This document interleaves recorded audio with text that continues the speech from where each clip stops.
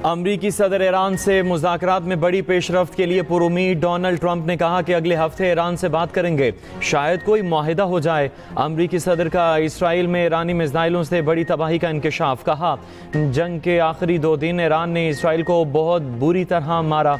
ईरानी ballistic मिसाइलों ने Israel के कई इमारतों को तबाह किया, काफ़ी बड़े पैमाने पर तबाही मचाई। ईरान ने बहादुरी से जंग लड़ी, ईरानी लोग शानदार हैं, बशमूल ईरान ये सब के लिए बड़ी कामयाबी है।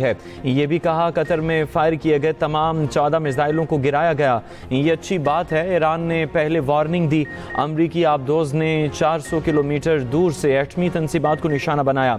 अमरीकी आबदोज ने ईरानी एटमी साइट पर 30 मिसाइल दागे। मुझे नहीं लगता ईरान और इसराइल में दोबारा जंग होगी। अमन के लिए जो हो सकता था हमने किया। चीन ईरान से तेल खरीद सकता है, ईरान को तामीर नौ की अशद ज़रूरत है। रूसी और यूक्रेनी सदर बहुत मुश्किल शख्स हैं। यूक्रेन जंग के खात्मे के लिए पुतिन से बात करूंगा। गजा के मामले पर भी बड़ी पेशरफ्त हो रही है। मोदी से कहा, जंग जारी रखी तो आपसे तिजारत नहीं करेंगे। अमरीकी सदर डोनाल्ड ट्रंप ने पाक भारत जंगबंदी को अपने दौरे हुकूमत का बड़ा कारनामा करार दे दिया। कहा, पाकिस्तान और भारत में जौहरी तनाज़ा हो सकता था, पाकिस्तान और भारत में भी सीज फायर कराया। दोनों को कहा, तिजारत करो। पाकिस्तान और भारत में जंग रुकवाना मेरे दौरे हुकूमत का बड़ा कारनामा है। उधर अमरीकी सदर डोनाल्ड ट्रंप की जानिब से एक बार फिर फील्ड मार्शल आसिम मुनीर की तारीफ। कहा, फील्ड मार्शल मुझे मेरे ऑफिस मिलने आए। फील्ड मार्शल आसिम मुनीर बेहतरीन और मुतासिर कुन शख्सियत हैं।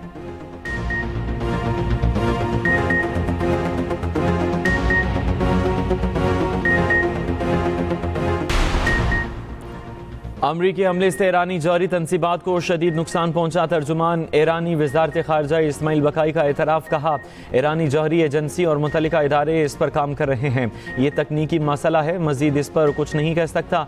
ईरान जौहरी तवानाई हुसूल का मनसूबा जारी रखेगा। सरबरा ईरानी एटमी एजेंसी मोहम्मद इस्लामी का कहना है कि एटमी मराकज़ में पैदावार और सर्विसेज के खलल दूर करेंगे। दूसरी जानिब ईरान का बैनुल अक़वामी एटमी तवानाई एजेंसी से ताउन मुअत्तल। उधर ईरान के मेजर जनरल अली शादमानी शहीद। खातिमुल अंबिया हेडक्वार्टर के कमांडर अली शादमानी और इसराइली हमले में जख्मी हुए थे। ईरानी अल-कुद्स फोर्स के सरबरा ब्रिगेडियर जनरल इस्माइल खानी की शहादत की खबर गलत निकली। इस्माइल खानी जिंदा और खैरियत से हैं। रैली में शिरकत की वीडियो सामने आ गई।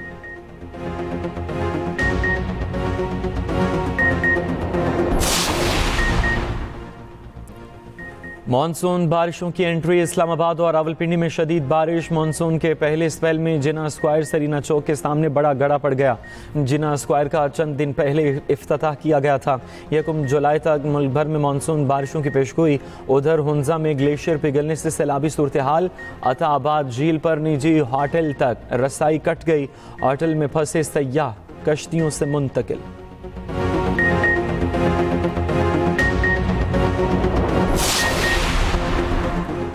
नए माली साल के फाइनेंस बिल की मंजूरी का इम्कान। वफाकी काबीना का इजलास आज होगा। वज़ीर आज़म शहबाज शरीफ की ज़ेर सदारत इजलास पार्लियामेंट हाउस में होगा। वज़ीर ख़जाना मोहम्मद औरंगज़ेब फाइनेंस बिल पर ब्रीफिंग देंगे। काबीना अरकान को कौमी सलामती कमेटी के फैसलों पर एतमाद में लिया जाएगा। कौमी असम्बली का इजलास दिन 11 बजे होगा।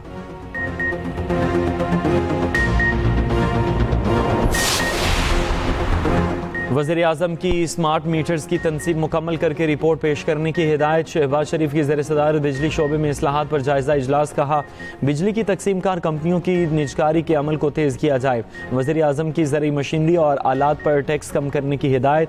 कहा, ज़राअत में पायदार इस्लाहात लाई जाएँ। ज़राअत मुल्की मईशत की रीढ़ की हड्डी की हैसियत रखता है। ज़रूरी शोबे में पायदार इस्लाहात से मुल्की मईशत को मज़ीद फ़रोग़ मिलेगा। वज़ीर आज़म शहबाज शरीफ से पीपल्स पार्टी के सीनियर रहनुमा खुर्शीद शाह की मुलाकात। मौजूदा सियासी सूरत हाल पर गुफ्तगू।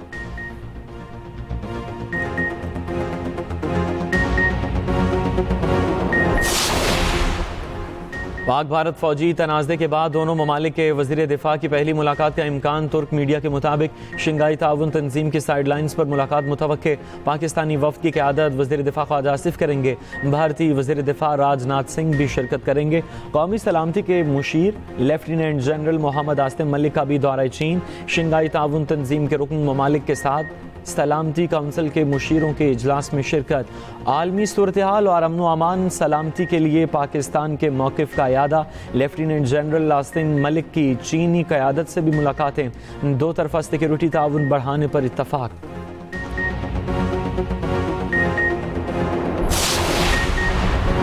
चेयरमैन पीपल्स पार्टी बिलावल भुट्टो और आसिफा भुट्टो से बरतानवी हाई कमिश्नर जैन मैरियट की मुलाकात। दो तरफा ताल्लुकात के फ़रोग पर बातचीत। मज़ीद तिजारती इस्तेहकाम में इजाफे पर इत्तफ़ाक़। भारतीय जारहियत के बाद लंदन के दौरे के हवाले से भी गुफ्तगू।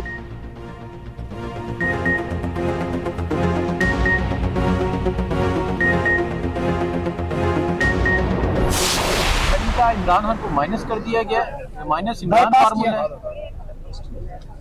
खान साहब ने तो कहा था मेरा अप्रूवल होगा। मेरा ख्याल है माइनस ही हो गए। जो नवाज शरीफ को माइनस करने आया था खुद माइनस हो गया। बानी पीटीआई को उनकी बहन और पार्टी ने ही माइनस कर दिया। वज़ीर इत्तलात पंजाब अज़मा बुखारी के तंज। कहा अलीमा खान मुसलसल अली अमीन गन्नापुर के खिलाफ साजिश कर रही हैं।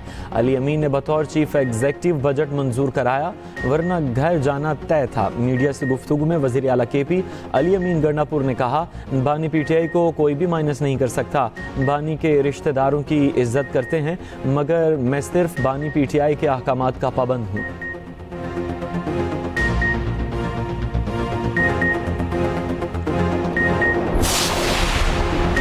बानी पीटीआई से मुलाकात की दरख्वास्त लेकर वज़ीर आला केपी अली अमीन गन्नापुर सुप्रीम कोर्ट चले गए।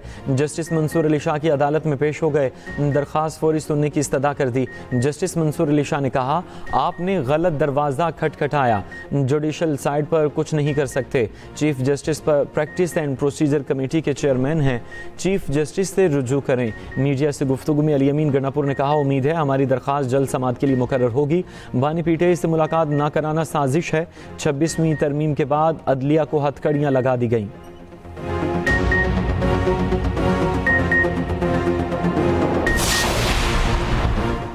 पाकिस्तान और अमरीका के दरमियान तिजारती मुज़ाकरात अगले हफ्ते माहिदे की तकमील पर इत्तफ़ाक़।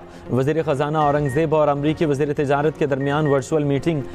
दोनों फ़रीक़ैन का मुज़ाकरात पर इत्मीनान का इजहार। दोनों ममालिक का जल्द अज जल्द तिजारती माहिदे को हतमी शक्ल देने पर एतमाद का इजहार।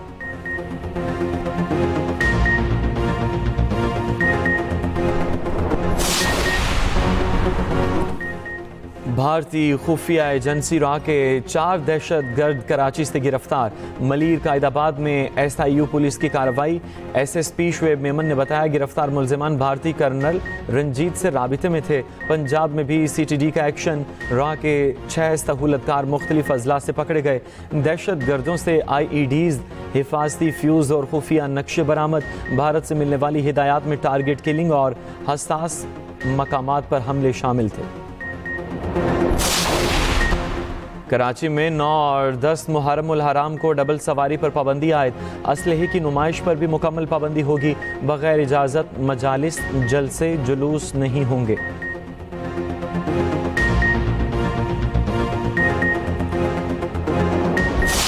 ये प्राइवेट थी तो तब तो ज़्यादा डब्बे आते थे तो अच्छा सफ़र हो जाता था।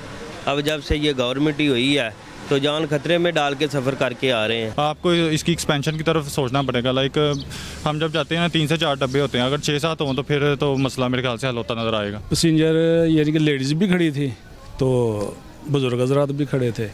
तो कल हमने देखा कि छत पे भी लोग बैठे हुए थे। पहले प्राइवेट थी, अब ये गवर्नमेंट ही हो गई है और इसकी वजह से डब्बे के कम हो गए हैं। डब्बे कम होने की वजह से लोग छत पे बैठते हैं।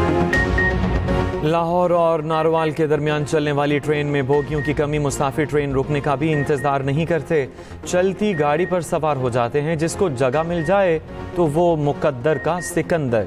शहरियों की बड़ी तादाद ट्रेन की छत पर बैठकर सफ़र करने पर मजबूर।